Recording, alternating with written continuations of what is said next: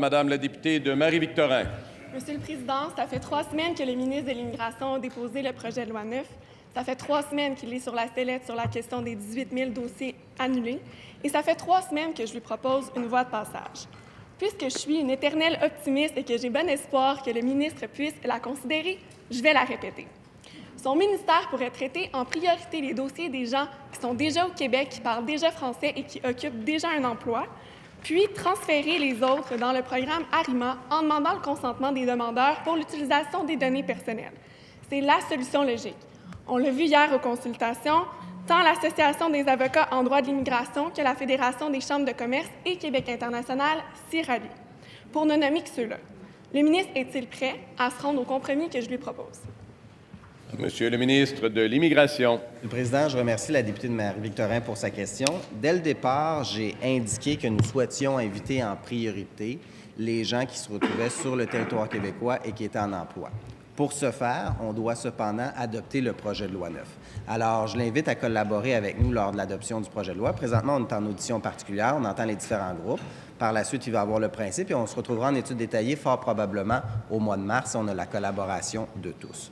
Cela étant dit, pour les gens qui sont sur le territoire québécois, qui sont en emploi, qui parlent français, il y a une voie rapide, le programme d'expérience québécoise. Ça, il faut le dire, ils peuvent appliquer en 20 jours ouvrables, ils ont leur CSQ. Pour les autres qui ne répondent pas à ces critères-là, je les invite à déclarer leur intérêt et notre intention, ça a toujours été de les traiter en priorité par le biais du système ARIMA. Alors, j'invite la députée de Marie-Victorin à travailler en collaboration avec nous dans le cadre de l'élaboration du projet de loi et de façon à faire en sorte qu'on puisse s'assurer de réformer le système d'immigration rapidement pour enfin pouvoir avoir un système qui va être performant.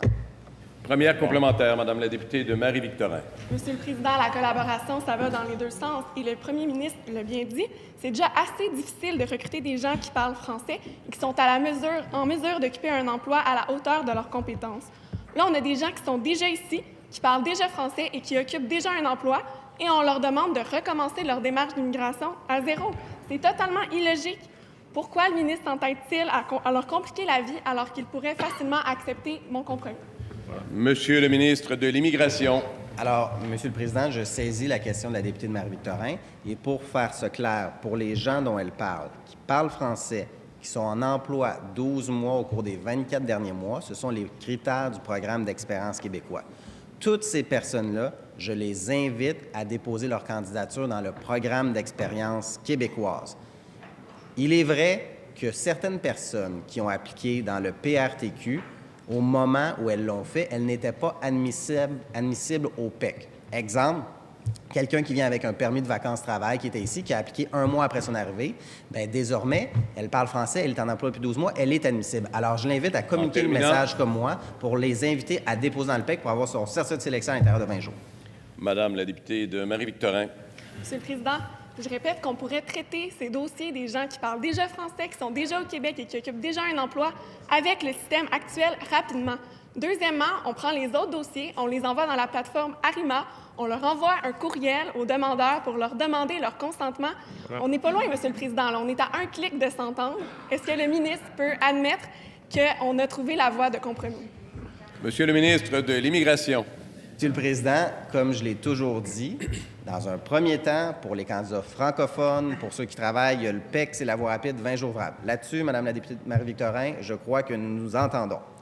Pour les autres candidats, qui sont des candidats qui ne sont pas admissibles au PEC, on les invite à déclarer leur intérêt rapidement dans ARIMA. Et j'ai toujours dit, et c'est mon intention de les inviter en priorité s'ils sont sur le territoire québécois et qui occupent un emploi. Alors, je ne peux pas être plus clair que ça. Et pour tous les autres candidats qui souhaitent venir au Québec, je les invite à déposer leur demande de déclaration d'intérêt dans le système ARIMA également. Alors, pour les personnes qui avaient fait leur demande au Québec, il faut déposer leur demande ou appliquer dans le PEC.